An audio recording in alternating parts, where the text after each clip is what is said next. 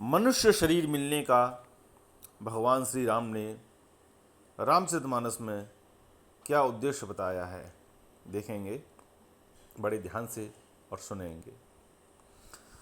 कह रहे हैं, बड़े भाग मानुष तन पावा, सुर दुर्लभ सब ग्रंथ गावा।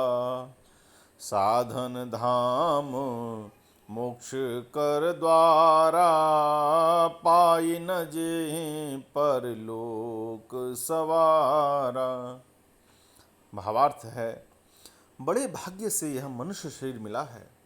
सब ग्रंथों ने यही कहा है कि यह शरीर देवताओं को भी दुर्लभ है। यह साधन का धाम और मोक्ष का दरवाजा है। इसे पाकर भी जिसने परलोक न बना लिया तो फिर उसने क्या किया। सो परत्र दुख पावई, सिर धुन धुन पछताई। कालहि कर्महि ईश्वरहि, मिथ्या दोष लगाए। अर्थात जो ऊपर बताया है, मनुष्य यदि ऐसा नहीं करता है तो वह परलोक में दुख पाता है और सिर पीट पीट कर पछताता है तथा अपना दोष न समझकर काल पर, कर्म पर और ईश्वर पर मिथ्या दोष लगाता है। वो ये नहीं कहता है कि मुझे मनुष्य शरीर मिला फिर भी मैंने मोक्ष को प्राप्त नहीं किया। वो ये कहता है, समय अर्थात काल ने ऐसा नहीं करने दिया, मेरा कर्म मुझसे ऐसा नहीं बना और ईश्वर ने मुझसे ये काम कराया है। आगे कह रहे हैं,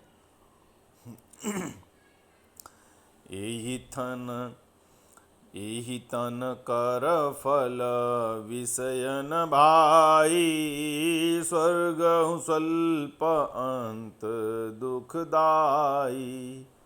नर तनु पाय विषय मन दे, पलट सुधाते सठ बिसलेहि। अर्थात हे भाई, इस शरीर के प्राप्त होने का फल विषय भोग नहीं है। अर्थात ये मनुष्य शरीर इस संसार के विषय भोगों को भोगने के लिए नहीं मिला है। इस जगत के भोगों की तो बात ही क्या, स्वर्ग का भोग भी बहुत थोड़ा है और अंत में दुख देने वाला है। अर्थात जो स्वर्ग में जाकर सुख प्राप्त करना चाहता है, जान ले कि स्वर्ग में जाकर सुख प्राप्त करने के बाद भी दोबारा लौटकर इस धरती पर ही आना पड़ता है। तो फिर यहीं आकर सामान्य मनुष्य की भांति अन्य किसी जन्म में आपको अन्य कोई जन्म और मिल जाएगा, किसी और योनि में कोई और शरीर मिल जाएगा तो आपको वहाँ दुख भोगना पड़ेगा। अतः जो लोग मनुष्य शरीर पाकर विषयों में मन लगा देते हैं, वे मूर्ख अमृत को बदलकर विष ले लेते हैं। ताहि कभऊ भल कहै न कोई, गुंजाग्रह परस मन खोई। आकर 4,84,84, जो निभ्रमत यह जीवे अविनाशी। जो पारस मणि को खोकर बदले में गुंगची ले लेता है, उसको कोई भी भला बुद्धिमान नहीं कहता। यह अविनाशी जीव अंडज, स्वेदज, जरायुज और उद्भिज 4 खानों में और 84 लाख योनि में चक्कर लगाता रहता है। फिरत सदा माया कर प्रेरा, काल कर्म स्वभाव गुण घेरा। कबहुक करि करो नानर दे, देता ईस बिनु हेतु स्नेही। माया की प्रेरणा से काल, कर्म, स्वभाव और गुणों से घिरा हुआ, इनके बस में हुआ यह सदा भटकता रहता है। बिना ही कारण स्नेह करने वाले ईश्वर कभी बिरले ही दया करके इसे मनुष्य का शरीर देते हैं। नर तनु भव बारिधि कहूँ बीरो, सन्मुख मरतु अनुग्रह मेरो। करन धार सद गुरु दृढ़ नावा, दुर्लभ साज सुलभ करि पावा। यह मनुष्य का शरीर भवसागर से तारने के लिए बेड़ा जहाज है, मेरी कृपा ही अनुकूल वायु है। सद्गुरु इस मजबूत जहाज के कर्णधार खेने वाले हैं। इस प्रकार दुर्लभ कठिनता से मिलने वाले साधन सुलभ होकर भगवत कृपा से सहज ही उसे प्राप्त हो गए हैं। किसे? मनुष्य को, इस मनुष्य शरीर धारण करने वाले को। इसलिए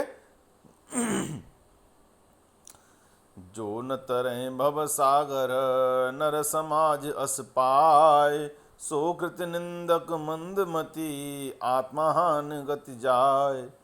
जो मनुष्य ऐसे साधन पाकर भी, कौन से साधन? जो ऊपर बताए गए हैं। शरीर भवसागर से तारने के लिए जहाज है, प्रभु की कृपा अनुकूल वायु है। कृपा है तभी तो शरीर मिला है। प्रभु चाह रहे हैं कि आपने अन्य योनियों में चक्कर लगा लिया है, आप बहुत भटक लिए हैं, अब आप इस भवसागर से पार हो जाइए। इसलिए कृपा की प्रभु ने और आपको मनुष्य शरीर दे दिया। उस पर भी इस संसार सागर में सदुरी रूपी आपको कर्णधार खेने वाला, उस जहाज को खेने वाला मनुष्य मिल गया है, व्यक्ति मिल गया है। और कठिनता से मिलने वाले साधन सुलभ होकर भगवत कृपा भी आपको प्राप्त हो गई है। तो क्या करें आप? ऐसे साधन पाकर भी भवसागर से न तरे, वह कृतघ्न और मंद बुद्धि है और आत्महत्या करने वाले की गति को प्राप्त होता है। अतः हम सभी को ये सोचना चाहिए, विचार करना चाहिए कि आखिर ये मनुष्य शरीर बस ऐसे ही मिल गया है भोग भोगने के लिए। शादी विवाह, पुत्र पुत्री, धन संपत्ति, ऐश्वर्य, पद प्रतिष्ठा, मान बढ़ाई, रौब गर्व, इसी को पाने के लिए, यही सब प्राप्त करने के लिए, यही सब दूसरे को दिखाने के लिए मिला है मनुष्य शरीर। नहीं भैया, ये मनुष्य शरीर तो भगवत प्राप्ति के लिए मिला है, और भगवत प्राप्ति एक बार हो जाएगी तो फिर दोबारा 84 चक्कर नहीं लगाना पड़ेगा। आप इस बात को ऐसे समझ सकते हैं जैसे कि आपने एक क्लास पास कर ली, कक्षा 10 पास कर ली, बड़े प्रयत्न से पास कर ली, फिर आपसे कहा जाए आप अगले साल फिर पास करिए कक्षा 10, फिर पास करिए कक्षा 10, तो आप आखिर एक दिन तंग हो जाएंगे और कहेंगे अब मैं इस क्लास को पढ़ूंगा नहीं, चाहे कुछ भी हो जाए। या आप किसी एक मिस्त्री से कहिए कि आज तुझको एक ही दीवार रोज बनानी है, प्रतिदिन बनानी है, और उसको गिराना है, अगले दिन फिर बनाना है, फिर गिराना है, फिर बनाना है, फिर गिराना है, तो वो मजदूर भी तंग आ जाएगा। ऐसे ही ये आत्मा जो 84 लाख योनियों माने शरीरों में घूम चुकी है, वो भी तंग आ गई है। प्रभु से उसने प्रार्थना की है, हे प्रभु एक बार मनुष्य का शरीर दे दे, बस मैं तेरी भक्ति करके और मोक्ष प्राप्त कर लूँगा। तो प्रभु ने कृपा की और हमको मोक्ष प्राप्ति का मार्ग बता दिया और ये शरीर दे दिया। उस पर भी सद्गुरु दे दिए, अपनी कृपा दे दी और कहा हे मनुष्य तू बस मोक्ष प्राप्त कर ले, लेकिन भूमि परत भा डाबर पानी, जिम जीवहि माँ या लपटानी। लेकिन जैसे ही शुद्ध जल, पवित्र जल, बरसात का, बारिश का शुद्ध जल धरती पर पड़ते ही कीचड़ बन जाता है, उसी प्रकार ये मनुष्य माँ के गर्भ से निकलते ही माया इससे लिपट जाती है और ये भी विषय भोगों में लिप्त हो जाता है। लेकिन हमको याद रखना है, ये शास्त्र क्यों हैं? शास्त्र इसलिए हैं कि तू विषय भोगों में लिप्त हो जाएगा, माया में लिप्त हो जाएगा, लेकिन शास्त्र सदगुरु संत के मिलन से, उनकी वाणी से तो ये ज्ञान होगा कि तू इसलिए नहीं आया है, तेरा उद्देश्य तो इस शरीर को मिलने का कुछ और ही है। कभी बैठ के सोचिए मैं कौन हूँ? क्या ये हाथ में हूँ, हाथ को उठा के देगी फिर मैं है या नहीं है? क्या ये पैर में हूँ, पैर हट जाएगा फिर भी मैं रहेगा? आँख नाक कान सब कुछ चला जाएगा फिर भी मैं रहेगा? क्योंकि लोग अंधे होते हैं, गूंगे होते हैं, बहरे होते हैं। अरे भैया कुछ लोगों को तो किडनी तक नहीं होती है, लीवर तक नहीं होता है, फिर भी मैं होते हैं वो। तो मैं कौन है? मैं है आत्मा। मरने के बाद भी हृदय रहता है, फिर मैं कौन है? मैं आत्मा है। इस आत्मा ने, बेचारी ने बहुत यात्राएं कर ली हैं, अब इसको न तरसाइए, न सताइए और भगवत प्राप्ति के लिए तत्पर हो जाइए। संसार में रहते हुए भी संसार से लिप्त न होइए। जिस प्रकार जीव 50 तरह के स्वाद चखती है लेकिन कोई स्वाद उस पर टिकता नहीं है, उसी प्रकार हमें संसार में रहना चाहिए और भगवान की भक्ति करती रहनी चाहिए। भक्ति, कुछ लोग कन्फ्यूज होंगे, भक्ति में क्या करें? भक्ति है क्या? कि पूजा सेवा यही भक्ति है, बाकी कर्म कांड नहीं। भगवान का नाम जप भगवान की भक्ति है। जितना अधिक हो सके नाम जप करिए। नाम जप का आस है सीताराम सीताराम सीताराम सीताराम सीताराम सीताराम सीताराम सीताराम। सीताराम जपिए और कुछ मत जपिए, बस सीताराम ही जपिए। चलते फिरते गाते बोलते सोते बैठते उठते बस सीताराम जपते रहिए। एक स्थिति वो आएगी आपको जपना नहीं पड़ेगा, अपने आप जपने अंदर से लगेगा। बात करते हैं, क्या सांस लेनी पड़ती है? नहीं लेनी पड़ती है, सांस चल रही है, बस श्वास और श्वास में अहरनिश नाम जप चलता रहेगा, नाम जपता रहेगा। नाम जपोगे तो जो लौकिक संपदा चाहते हो, जो भौतिक सुख संपन्नता चाहते हो, वो तुम्हारे सामने हाथ जोड़कर खड़ी रहेंगी। नाम जप की महिमा इतनी है, लेकिन आप और मैं और हम सब नाम जप नहीं कर रहे हैं। भौतिक सुख को सुख चाहते हैं, भौतिक सुख में ही सुख मान रहे हैं, जबकि सुख तो कुछ और है।